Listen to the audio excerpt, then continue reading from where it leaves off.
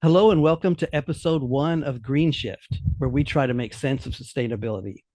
I'm your host, David Austin, and I'm joined by my co hosts, Dr. Victor Nian, founding co chairman of the Center for Strategic Energy and Resources, CSER, an independent think and do tank established in the spirit of knowledge and innovation without borders in Asia, and by Dr. Andreas Raharso, a pioneer in innovation strategy and next practice, and author of the book Escape from System One, Unlocking the Science Behind the New Way of Innovation. And Green Shift's executive producer, Jordan Cronin, is also online. And I am pleased to welcome our guest, Assaad Razzouk. Mr. Razzouk is CEO of Gurīn Energy, a renewable energy company based in Singapore, and he is also known as the Angry Clean Energy Guy on his podcast of the same name. He is also the author of Saving the Planet Without the Bullshit, What They Don't Tell You About the Climate Crisis, which has been a big influence on me and a lot of people I know. Assaad Razzouk, thank you so much for joining us. Fantastic to be here. Thank you, David. Well, we are very happy to have you.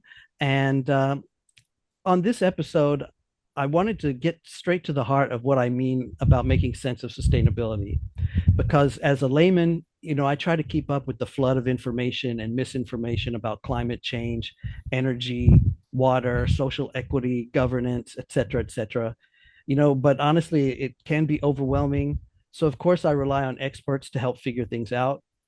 But what happens when two experts I respect disagree? I don't know. So that I want to find out. That's the purpose of today's episode. So, Assaad, not too long ago, you had an episode on your podcast where you really tore into nuclear energy. You said it's expensive, polluting, takes a long time to build, and that it's not necessary to solve the climate crisis. And any attempt to do so is just a waste of time, effort, and money that would be better spent on developing renewables. But I listened to that, and among other things, Victor happens to be an expert in nuclear energy, and he's made what I think is a pretty compelling argument for including it as a key ingredient in the energy mix of carbon-free energy. So I asked Victor what his thoughts are on your points, and we went over them one by one. I know I sent you a transcript of that. I know it's been a while. I don't know if you remember much about it, but at first I wanted to just give you a chance to respond in general. What do you think? And we can see where the conversation goes. Look, I don't really have any problems, with nuclear energy. Hmm. Uh, and we'll get to some of the detail, a bit later. But to set the stage, I just don't think much is going to be built. That's just the kind of practical reality as I see it. And irrespective of, I think, so I don't have any ideological views about nuclear energy. It is clean, right? And if it was properly scalable, and if people had the supply chain, and if people costed properly nuclear energy, taking into account the decommissioning costs, which are always never in the numbers, and kind of stopped wanting to build them in volcanic areas or earthquake areas and build them to withstand kind of a crash by 747 as one California nuclear plant is built, to that standard, then fine. But it's a conversation. I mean, I think the data is that this is kind of a 1950s, 60s, 70s, 80s conversation. And our energy system today is basically way beyond that. I mean, I just don't think you need to worry about it much. Yes, we'll add a few nuclear reactors here and there, but it'll be marginal, it'll be small. And in an era of energy superabundance, which is where we're going, um, you know, nobody should have a problem with nuclear, but nobody should worry about it too much either. Uh, it is, however, and I do hold my point, distracting, right? It's distracting. It's got loud advocates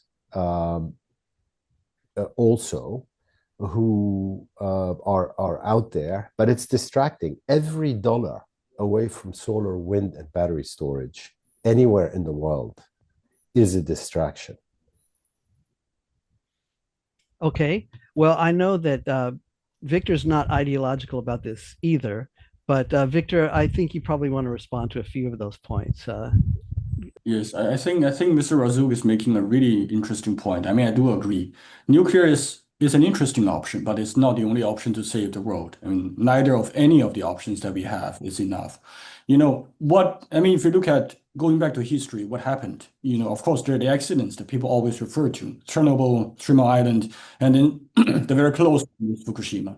So the question is, can we really trust nuclear can still be done safely, right? And of course, a lot of people that didn't really know what has gone wrong in the Fukushima event. The lack of chain of command, I mean, the delays in every decision making, information not getting to the prime minister in time, all that contributed to delaying decision making and hence the disaster, right?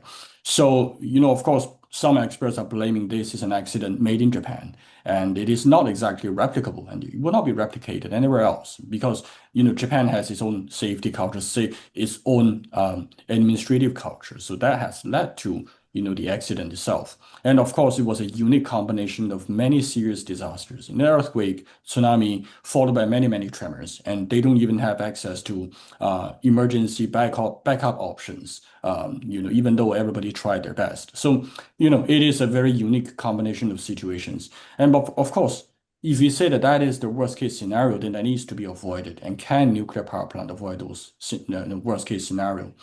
So of course, then people looking at new technologies, new way of managing nuclear safety, emergency response, so that are addressing the issue. So in fact, today you see industries now coming out with so-called proof designs in order to address that. But is nuclear energy then the silver bullet? I guess even though people know me as a nuclear promoter, but I will say nuclear is really never a silver bullet. It is one of the options you are looking at energy security. If you're looking at, for example, diversifying energy supplies, and what the Ukraine war is telling us is that there is a need to diversify your energy source. You can't just rely on a single source, and if something happens, then that is the end of the world. So this is really the lessons that we learn. Then the next question is, okay, if nuclear is the option, where, how, when can we do it? If you look at the Southeast Asian situation or circumstances, there are countries that are extremely interested in it. There are countries that are warm to it. There are still countries that think nuclear is just irrelevant. Right? Every country has its own considerations and plans. Whereas you look at Indonesia or Vietnam. I mean, especially Vietnam. They had a plan to build before Fukushima, and they scrapped it. But of course, a major part of the reason is not exactly Fukushima. It's actually the cheaper option of coal that suddenly becomes so economical. And the point is also about scaling up, right? I mean, if you build a nuclear power plant, even though you see China, Korea being able to complete a plant, large ones, on budget, on time, that might not be for everyone. I mean, you look at the Finland project, you look at the US project, modern day project, it takes 8, 10, 12 years. Also look at Hinkley Point projects. I mean, it takes like 12 over years and way over budget. 25. 25 years. So it's way over budget and way over project control. Of course, there's a lot of things that's happening behind the scene that people don't know and don't see. So there are reasons behind it, and there are ways to avoid it. But people also have a question mark about why and how the Chinese can do it, within 5 years or 4.5 years for an AP1000 project, right? So I think the bottom line is it is not impossible to finish a project on time, on budget. It takes a lot for any projects that is able to do that. And not every single country has the proper regulatory or policy environment to allow a project to finish on time. If you look back in history again in the US, the regulation has been changing along the way as the 3 Mile Island accident unfold. So it takes a long time for all the existing projects under construction to reconcile with the new regulations that keep changing. And that's what's causing delay. So if that happens in Southeast Asia, you don't have a stable regulatory environment and things keep changing as you discover new factors, new elements to consider, yes, you will have a delay and cost escalation in building nuclear power plant. And of course, choosing a partner in that sense is also quite important. Who can really deliver a project on time with the best, maybe not the best, but the safest technology available. So I think that really what determines whether nuclear has a role in the national energy mix. And if I may jump in, I think we kind of set the stage here where Dr. Razzouk was against nuclear. Victor, you're maybe a little more pro.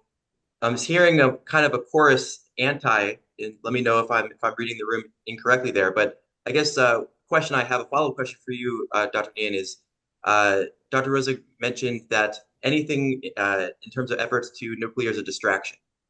Would you agree with that assessment? And if not, where would you say in the world, which countries right now, you think it is appropriate to build nuclear reactors?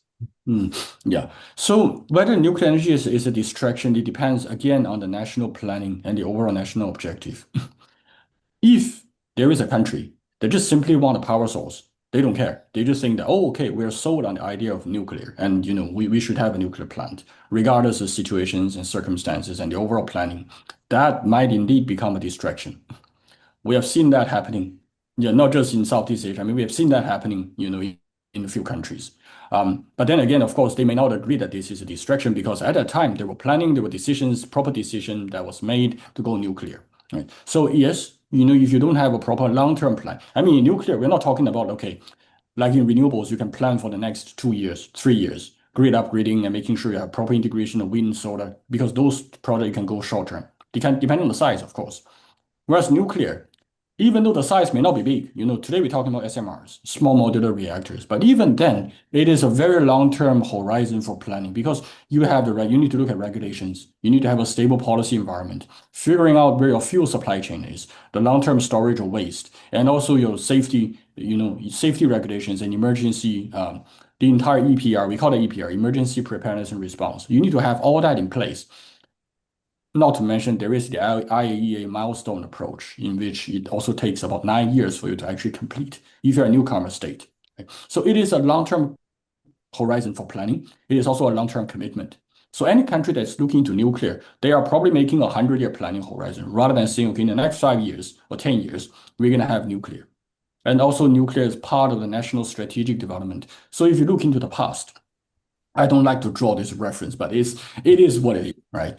Countries that had nuclear power plant before, most of them had nuclear weapons. Right? So in a way, it connects to that because you already have the technology, you know how uranium fission works. So rather than putting into military applications, putting into civilian use also gives you access to energy. And because you already have stockpiled weapons, you disarm them, and you already have existing fuel for the nuclear plant. And because you also have an extremely large nuclear industry, supply chains, R&Ds, educations, research centers, capability development. So that already exists. So going nuclear, continuing to go nuclear makes sense for those countries. And similarly, for countries that have been doing nuclear research, I mean, that you look at the 5 countries in Southeast Asia, right? Indonesia, Malaysia, Philippines, Thailand, Vietnam. So they have been having a nuclear research program for the longest, and countries are progressing into nuclear power program. So to them, they have that 50, 100-year planning horizon in which they think at that point in time, in the not too distant future, there will be a nuclear power plant, and that will support the future industrial transformation of the entire domestic industry, local supply chains, local manufacturing, training people, training regulators, and maybe even helping to attract international investment into supply chain, into technology, into fuel making, into spent fuel management. So this is all part and parcel of a much larger national strategy that needs to be in place in order for a country to embrace nuclear. So on that side, although I really support nuclear, I mean, I think countries should embrace it, but it may not be the technology for everyone. In fact, in certain countries, let's say some countries have already blessed with huge amount of hydropower, for example, which is relatively stable, especially in this part of the world. It's relatively stable to have hydropower. And the countries that are already having access to other cleaner energy source, I mean, it could be wind, it could be solar, right? And some countries really have a huge amount of resources on that, and they're already doing that. And they may already have a domestic supply chain supporting that. And so if you want, and they already know how to manage the grid, situations and all that. So for them to go nuclear, it might actually be a distraction because you are then moving from one giant industry to another giant industry. If you're thinking about the next 100 to 200 years transformation, yes, that will not be a distraction. But if you think you just want to have one and see what happens next, Yes, that I will agree with Dr. Razzouk. This will be a distraction, and in fact, it may not do anything good to the economy. Um, by the way, I'm not a doctor technically because my PhD is honoris causa, just for disclosure and kind of fact checking purposes. Um, yeah, look, I still think this is a conversation straight out of the 50s, 60s, 70s, 80s, and 90s, and I'll just explain why. China is building, 6 to 8 gigawatts of nuclear per year. Really, they're the only country doing anything about nuclear at any scale. However, China is also on the cusp by 2030 of adding the equivalent of the entire installed electricity capacity of the United States each year, one United States per year in solar, wind, and storage, which in a kind of scale perspective is nowhere near what they're doing in nuclear. And I understand what they're doing in nuclear, and they have the supply chain and they can do that. But even that will stop when they have achieved superabundance of solar, wind, and storage, which they will, I mean, as a factual certainty by 2040. So China will have a multi-dozen terawatt electricity system by 2040, which is providing superabundant energy across the country. And in that way, it's going to be a solar superpower. Therefore, that is where the entire world is going. And the game is about who's going to join them as a solar superpower. It's not about nuclear. Indonesia is a perfect case in point. I mean, the country is literally plastered on the equator. It's poised, and it can be a solar superpower. It just has to get on with it rather than think about building nuclear on earthquake and other geological fault lines, which is just, I mean, to me, honestly, I mean, insane. But and they don't have time for that because they really should put all the resources into becoming a competitive next age superpower, not hark back to the 1950s France. I mean, even France no longer has the supply chain or the muscle to build nuclear at any clip, right? Because we're talking scale here. That's what matters. We're talking superabundance of energy. And you can't play that game by going to build a little toy, nuclear power plant. And so I think it's very clear. If you go into nuclear, you're simply going to have a stranded asset in your hands, and you're going to lose money, and you're going to eventually close it. And then you probably are going to be burdened by enormous decommissioning costs that nobody computed, and nobody's got any clue of their scale, which could exceed the entire cost of building nuclear. So we should just move on. We should just move on, and countries should focus their resources on their national security, and their national security is superabundance of energy, nothing else. Final point: you'll achieve that superabundance because when you build a solar, wind, and a battery system, what you're doing is you're building it for those few weeks in winter where there is zero sun and zero wind. And because you're doing that, in effect, you're building 10 times, 20 times, 30 times what you may need on other days. And that is the position countries like Indonesia, but also Vietnam, are in. These are all future solar superpower. They just have to get on with it. They have to go faster, bolder, bigger. Otherwise, they just won't play in that game. And that game is going to change the way we think about energy. Energy has never been super abundant. Each one of us, I think, generates 100 kilowatts of energy just sitting and doing nothing. We multiplied that by 5, 6, 7, by with fire, for example. But we now have, say, 10,000 kilowatts each at our disposal. But that number can be multiplied by 100. It's going to be multiplied by 1,000, and it's coming. The curves, don't lie, basically. I think that's really good point. Mr. Razzouk, there are these issues about going for abundance, going for self-sufficiency. Right? I mean, Singapore's term, we always want to call it self-sufficiency, to have enough energy so that we are in a better position to become less reliant on energy import. I mean, the interesting part about China, I guess I can have more things to say since I've been working with the Chinese on nuclear power program. I've been working also with the nuclear industry in China. So in the Chinese administration, the views are divided. Some things that nuclear is not a way.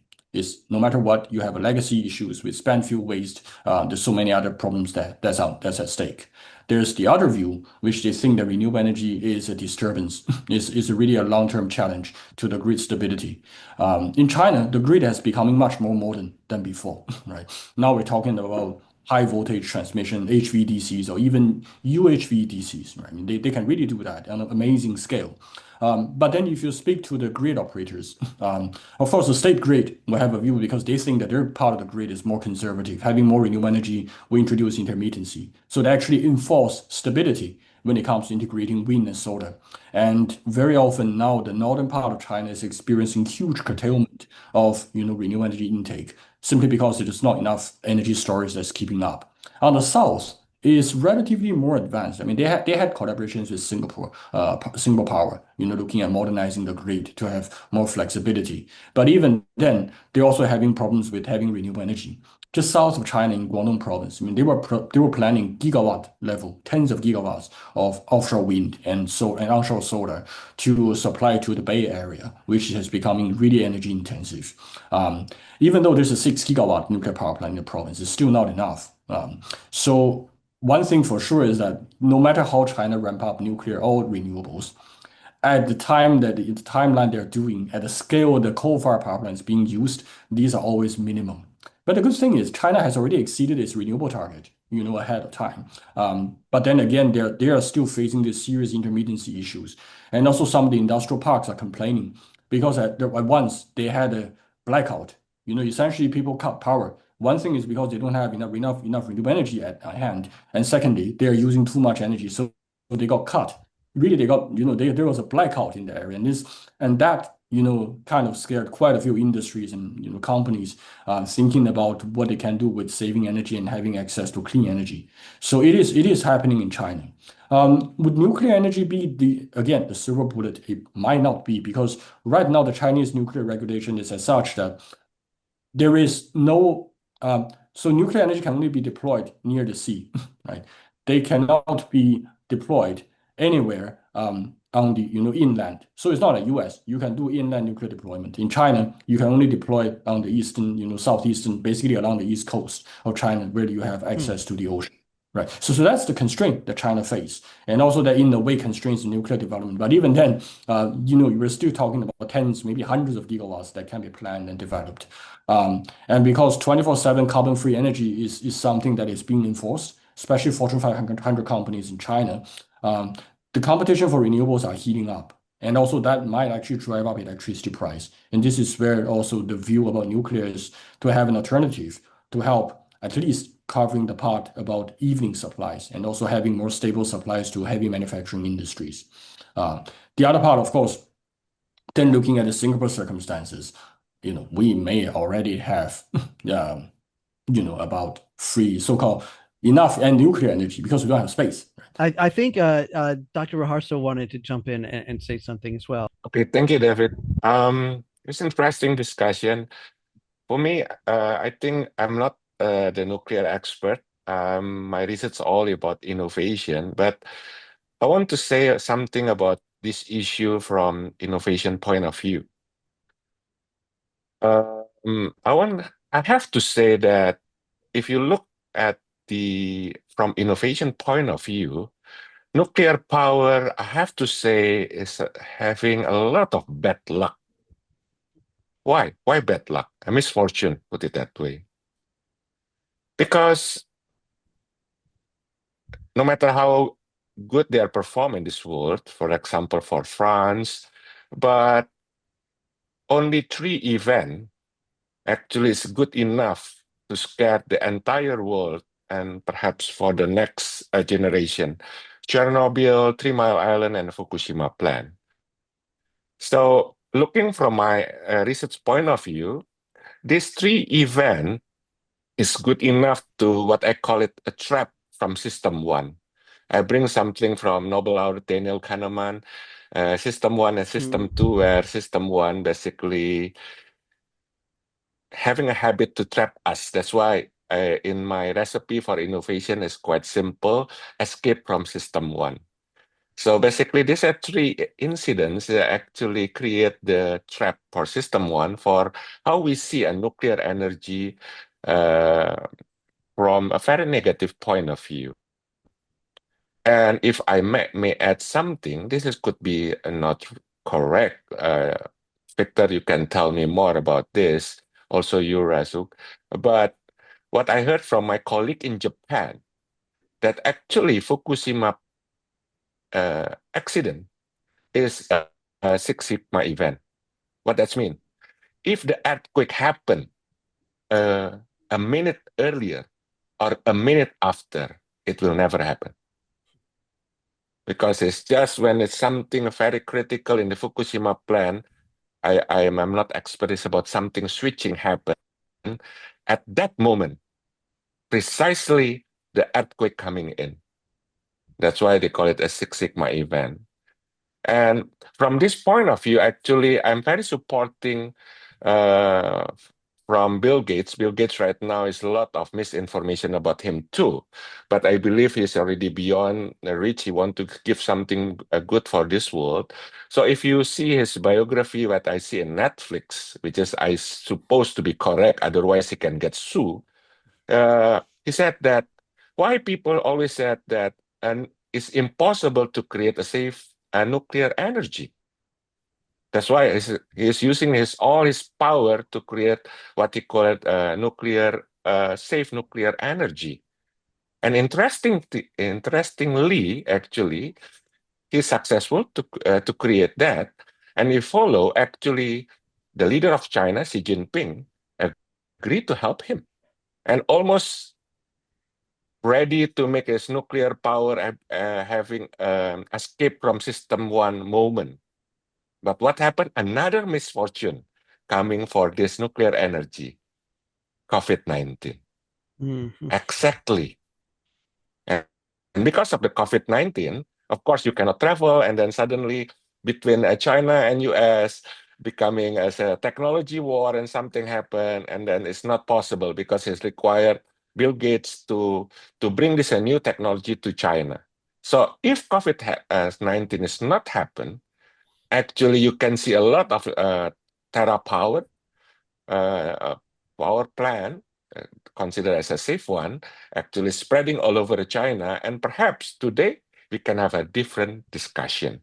So this is my point of view. I just want to be neutral and just to say something that I know from innovation point of view. So I think in nuclear energy, or rather in energy market, what we are also hoping for is affordable energy price. But at the same time, we're also hoping that there is a justified distribution of revenues and income across the power sector participants, meaning the independent power producers. So what happens, I mean, if you look at Singapore as a liberalized market, there I make a caveat, we will never go full nuclear. We probably don't even have space for one, but let's see, right? So assuming that, already actually we are experiencing. So during the peak time, for example, in the afternoon time, when the weather gets hot and really hot and humid, people use air conditioning, and then the cooling systems also is working harder. That's where, the demand surges, and hence the electricity price starts to climb. And at the same time, what happens is solar energy, I mean, that's the only renewable energy that we really have in Singapore, starts to kick in because, that's where the solar radiation is almost ideal. What it did is because the marginal cost of electricity production for solar is zero, almost zero. So when they come into the grid, they do two things. Of course, on the demand side, it's in a way trying to flatten the demand somewhat as an efficiency improvement measure almost. The other part is also coming in as a competition to the fossil fuel. So what happens is that essentially it is trying to lower the peak price and also competing for the revenue that is going to usually the peaker plant, for example, gas turbine plant, now going to solar PV, right? But what happens still then is on the evening side, even though there are no solar power, gas turbines or baseload plants still has to continue to come in to provide the power. So what happens is at a Singapore scale, you don't feel the difference right now because we only have like 3% of electricity from solar. But now our plan is to have solar energy up to 4 gigawatt, 8 gigawatt, maybe even 10. Right now, Singapore's peak demand is about 7 gigawatt. So if let's say we do go for 4 gigawatt, then that means half of the peak demand will be met by solar. And what happens is that this will really go into the profitability or economic viability of gas turbine or the gas plant, which we have as the mainstream power generation. On the environmental perspective, this is good because, at peak, the plants are working harder, so your carbon intensity is high. So as you have more solar energy, this also helps you decarbonize, especially at peak time, which is good. But then, if you think from the economic perspective, gas plant needs to continue to work, even though when the sun is set, there's no solar energy. So in the evening time, also the demand is much lower, right? Even though we use air conditioning, but residential, cooling demand is no comparable to the commercial sector or the industrial sector. When they shut down, demand goes low, right? So and also the electricity price becomes really low, right? So it depends. At days the electricity price is so low, it may actually go below the so-called marginal cost of production of gas turbine plant, and companies might be making a loss in the evening time, but they have to continue providing power to keep the lights on, to keep the economy going. So of course, from an environmental point of view, this is good. We are decarbonizing. But from an overall economic perspective, what investors will see is that they are less interested now to invest in a gas plant because it doesn't offer them the necessary return investment in time at scale. So because they are lacking confidence in this power market, investing in fossil fuel, like what happened in London in the old days, is that they will stop investing. And what will happen eventually is that as the demand continue to rise, baseload demand continue to rise, there we may run into a situation where there might be a shortage of baseload supply to meet the baseload demand in the evening. And that's what happened in London, when they have to have rotational blackouts simply because, there's nobody that interested in investing in the power sector or investing in generation assets simply because the price and the cost don't justify. Right? So this is also a worry that, that might happen, which is also you see the government, also taking measures, allowing themselves basically Energy Market Authority. They're allowing themselves to be able to build power generation assets when it comes to the time that nobody is incentivized enough to build, gas-fired power plant. So you see, renewables are good from environmental point of view, but then they might have problems when it comes to dealing with the base load and making the electricity market fully functional.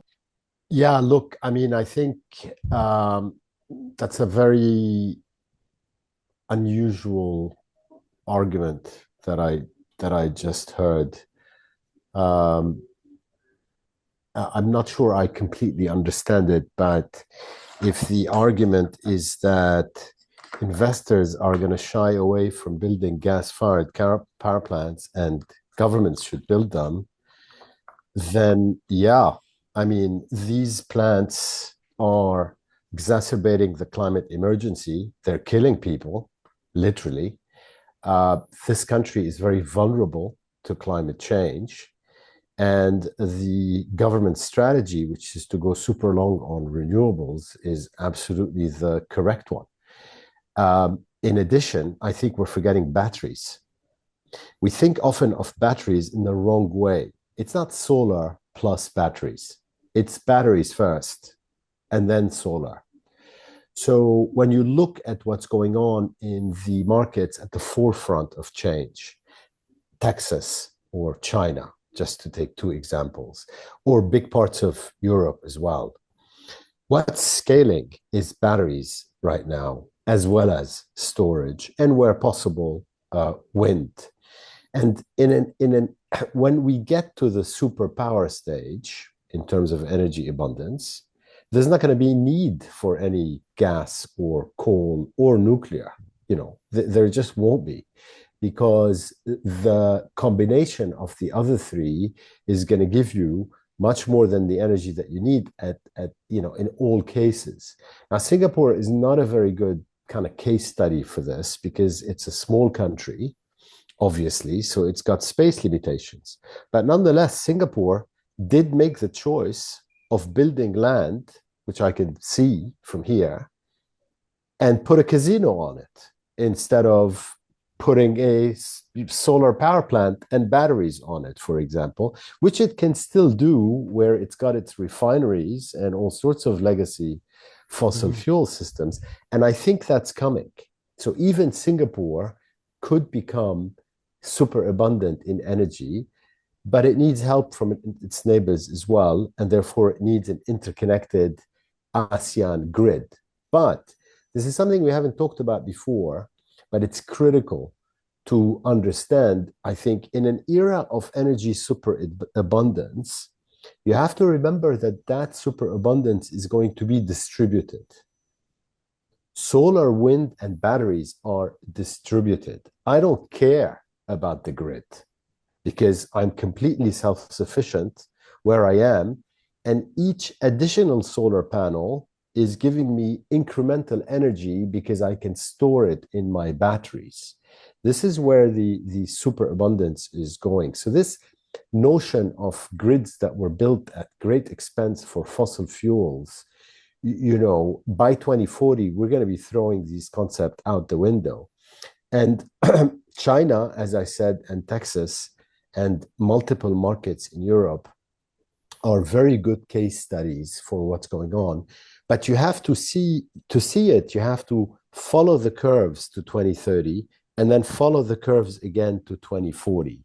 And one of the most fascinating curves, for example, is how solar scaled in China versus nuclear, right? So nuclear obviously has reached a cap in terms of how fast it can go for all sorts of reasons, even in China, which can build anything better than anybody, right?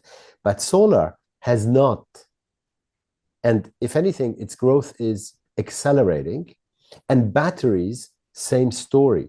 Cost accelerating, price dropping, super independent abundance around the corner. I mean, that's where we're going. And so, that's why fundamentally I feel, we have to almost like stop talking about nuclear.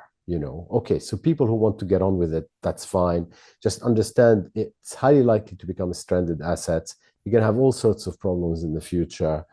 You haven't costed your decommissioning costs, figure out what to do with the fuel. Talk to your communities, your people. Nobody wants a nuclear power plant near them. And I mean nobody. And then, okay, you still, as a government, want to build a nuclear power plant, that's fine. But it's a distraction. So okay, that's where I'm at.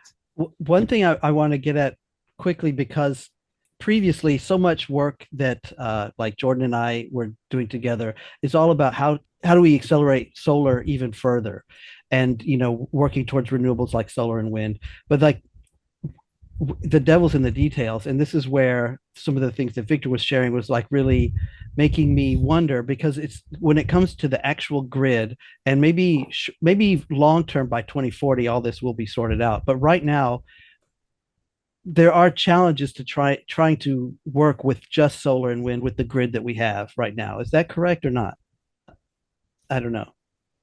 There are challenges with if we were just going to rely on solar and wind, that there's challenges with the current grid and the current connectivity that we have right now, due to of course that's correct. Of course that's correct, right. Because the current grid is built for fossil fuels, right? So by definition, you have challenges, but the challenges are, again, if you take a 5 to 10 year view, they're easily surmountable, because what you're doing is you're building a distributed energy system at massive scale compared to fossil fuels. Look, the entire world is 18 terawatts of electricity, the entire world, okay? Sitting above our head is a powerful energy engine that gives us at every moment 173,000 terawatts of energy. It's not comparable, all this stuff about grid. We have all the technological solutions, we're implementing them. Don't worry about the grid. We're going to sort that out as well. And it's being sorted, as you can see in other countries, multiple countries. So I don't think, again, in an era of superabundance, all these problems will be things, just legacy issues that have been dealt with. I think the key strategic national security issue for any country is, I know an age of superabundance of energy is coming. So my 10,000 watts at my disposal today, they might multiply by 1,000. Right? It's kind of inconceivable what you would do in such a world. So the key national security question is, how am I going to play? How am I going to become an energy superpower, right? With superabundance. And national strategic plans should really be working backwards from there. And I think that's what China are doing. I think that's what Texas is doing. I think that's what California is doing. I think the British have now figured this out. I think the Germans are on it. The Scandinavians, certainly, the Italians, the Spanish, others. Here in ASEAN, we need to get with the program, starting with the energy superpower that I can see from my window, which is Indonesia, because Indonesia can play a role literally as strong as China, given how much sun resources it's got and how much territory it's kind of spread over. Let's kind of stay focused on where we're going and kind of structure our national strategies and development plans and energy security strategies accordingly. And that is why, David, I keep saying nuclear is a distraction. Yes, let's talk about it, but come on, let's just keep it at the level where it is going to play in that world of energy superabundance. Otherwise, you're going to just lose your seat at the table. I mean, the idea of superabundance energy, what the pathway of getting there, because a lot of this makes so much sense, but it hasn't happened yet. Where are we on the track to that? And I know you need to go soon, Assaad, but tell us, what are you looking at as far as the implementation? What are the roadblocks that's keeping Indonesia from becoming an energy superpower, or that's, where are we on this track to what would be hopefully a superabundant energy situation for all of us? Well, 2 points. The first one is it's not an idea. Superabundance is happening in front of our eyes, although most people are just simply not looking. I gave you some of the data, right? So China's manufacturing capacity alone for solar and battery is going to be 1 United States by 2030 per year. I mean, it's so if you're adding 10 times the United States electricity system by 2040, that's energy superabundance. That then means we're going to create lots of business models that use that energy superabundance that people aren't even thinking about today. This is like saying people conceived of Netflix when they were buying VHS videos from Blockbuster. No, they didn't. But had they started thinking about it, maybe they would have created Netflix before Netflix, right? They just didn't know that the bits were coming. And now people can't seem to see for some reason that the electrons are coming. But I am saying they're already here. You just have to look at the exponential curves across solar, wind, and batteries. And I think that realization is now starting to dawn on governments around the world when they're not typically distracted by something else. It's going to be very hard for Indonesia to miss becoming a solar superpower. very hard, just given where the country is, what the country's needs are, how much blessed it is with sunshine, how it's plastered on the equator, how it's got 300 million people, and a lot of muscle, etc., etc. So I don't, I'm not too worried, but like other things, you're going to have to see it play out over the next 5 to 15 years. And we're all doing our part, and I think it's going to, happen. But it's not an idea. I mean, I think that's the key takeaway. It's here, it's now, it's being done. Kind of open your eyes and start thinking, what am I going to do with all that overabundance? What new businesses and uses and initiatives am I going to be able to launch? And how is that going to contribute to everybody's prosperity and peace? Very compelling. And again, this is why I've been a fan of you for so long and listened to your podcast. Thank you, Assaad, for joining us and helping us get this off the ground. It really has been a pleasure. And so I'd like to thank everyone who's been listening or watching to please like and subscribe, leave a comment, tell us what you think, and we'll be back in 2 weeks. Okay, thank you so much. Thank you. You can make it to your meeting, and I'll just have a little bit of a wrap-up conversation with my team here. All the best, everybody. Bye-bye. Thank you. Thank you. Thank you, Mr. Thank Razzouk. you. Thank you. Okay. So Woohoo! are Episode you- 1 done. yes. Yes, that's a good one. Yeah. That was great. Super good. I'm glad you liked it. Yeah, so we're in superabundance already. That's good. Yeah, I think, I mean, that was kind of an interesting angle that he's putting it. Superabundance energy. Yeah, that's good. I think I heard it before from somewhere. Yeah. But yeah, it's good. Yeah, Well, I mean, there's definitely issues, right? Like that we still have in front of us that you tried to address, David, right? Like interconnections, right? The ASEAN power grid. If you have assets that are producing energy, but they can't get to where they need to, or those electrons can't get to other places, then that's an issue. And that's going to take a lot of time. Politics, right? This doesn't happen in a vacuum. So how do you ensure that countries are working together to make sure that those are working?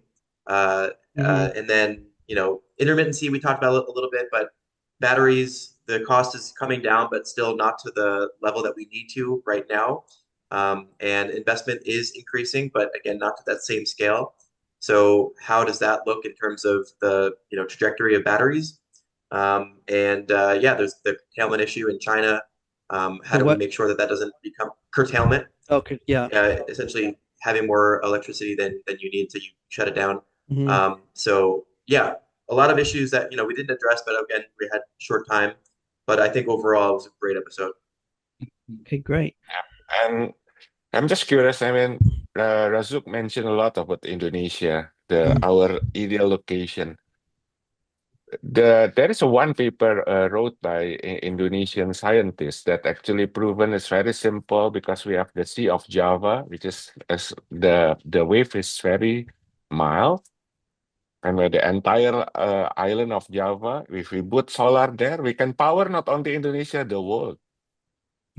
But it will never happen. Yeah, that is easy. Why? I tell you, because this is between the superabundance of sun of the superabundance of coal. And right now, Indonesia living with superabundance of coal create a lot of job, and all the Xi Jinping of Indonesia, which is right now Prabowo, and all the elite of Indonesian make money from this superabundance of coal. Exactly. That was actually my point. I didn't want to make it so obvious. Fossil fuel is a supply chain. Solar, you buy it from China. What's the point? Right. There's national security issues, right? If China and Indonesia become the superpowers, but then you have other countries that are relying on those superpowers, there are national security issues with being over-reliant on a country that maybe turns the faucet off. Then what do you do? So that's an issue. Yep. Yeah, exactly. Again, we didn't have enough time to cover all these things, but no, that's okay. In the future episode, we can talk about this. I mean, me and Andreas, we can talk about the Indonesia issues more focused. Yeah, we can dip very deep on it. Yeah. Well, what is this the economic incentive? Like right now, the entrenched coal economic incentive. Is there a competing renewable incentive that can, you know, supplant it? I mean, I know this has been a lot of the kind of discussions that we were having at eyes, a lot of the dialogues, you know, where do we make this an economic reality to transition? You know, Well, because there's this yeah, go ahead. sorry, there's a stranded asset issue, right? You have a Mhm. lot of these coal-fired power plants, natural gas plants that investors and employers, employees that are operating these plants want to continue that, right? You have a lot of regulators that have a lot of interest, and there's corruption that happens, things like that, and monopolies. So if you think about the who is gaining from having an increase of solar, it's China. So Indonesia doesn't really have a lot of incentive to change when they are not the ones who are going to be benefiting in that transaction. It's the one that is entrenched right now with the assets that they have on their homeland that they want to make the most of. Okay. Okay. Thank you Yeah. guys. Okay then. Thank Well, you. See you. Bye.